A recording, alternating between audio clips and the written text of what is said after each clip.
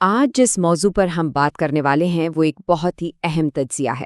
یہ تجزیہ اس دلیل کو سامنے رکھتا ہے کہ مغرب میں اسلام کی جو تصویر بگاڑی جا رہی ہے وہ اب کوئی غلط فہمی نہیں رہی، بلکہ ایک باقاعدہ سیاسی منصوبہ بن چکی ہے۔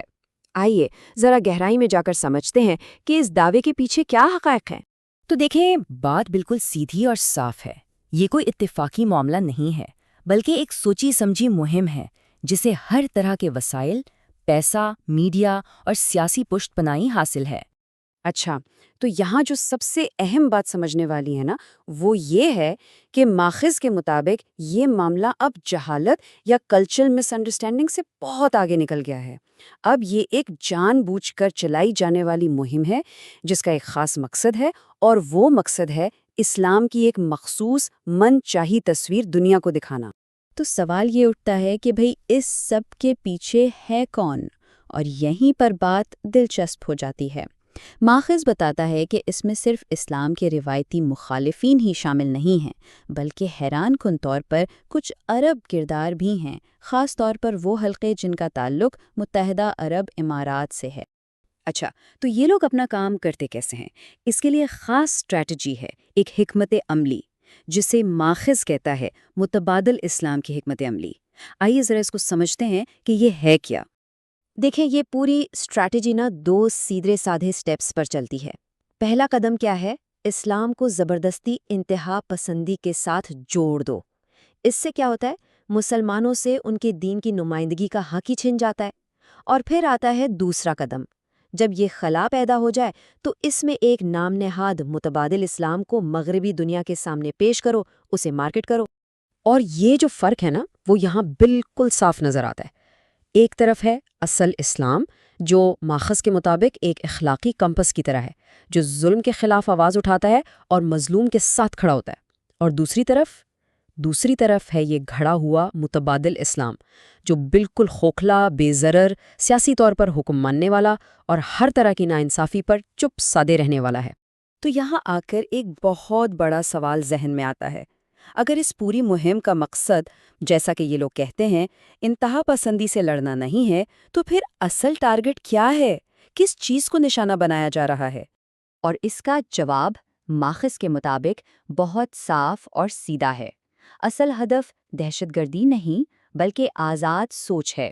بات کنٹرول کی ہے، کاؤنٹر ٹیررزم کی نہیں۔ تو پھر یہ خطرہ ہے کیا جسے ختم کرنے کی کوشش ہو رہی ہے؟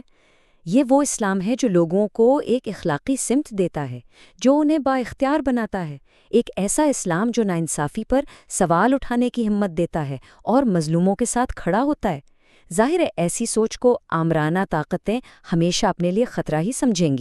اور اس پورے نیریٹو کو، اس بیانیے کو پھیلانے کے لیے باقاعدہ ایک پلے بک استعمال ہوتی ہے۔ اس کے سٹیپس کیا ہیں؟ سب سے پہلے اپنے ہمدرد تھنک ٹینکس کو دل کھول کر فنڈز دو۔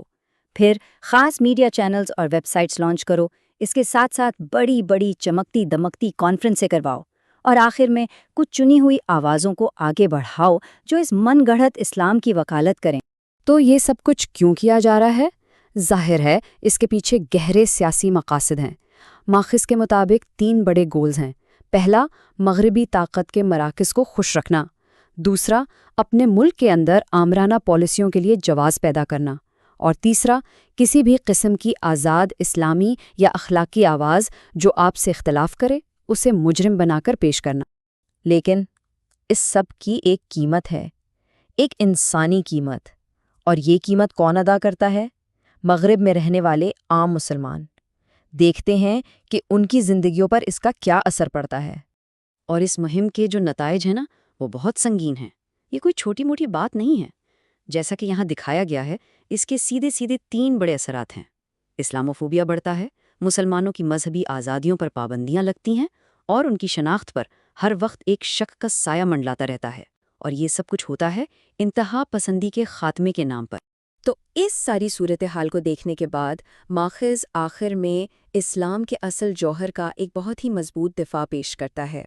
اور دیکھیں، اس پورے منصوبے کی سب سے خطرناک بات کیا ہے؟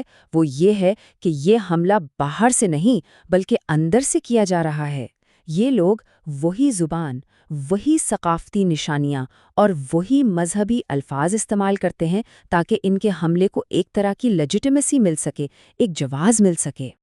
اور یہاں پر ماخذ ایک بہت ہی واضح اور دو ٹوک بات کرتا ہے کہ اسلام کو کسی کی خوشنودی یا کسی طاقتور کی رضا حاصل کرنے کے لیے خود کو بدلنے کی کوئی ضرورت نہیں ہے۔ اس کی بنیادیں صدیوں پرانی اقدار پر ہیں، کسی وقتی پروپیگنڈا مہم پر نہیں۔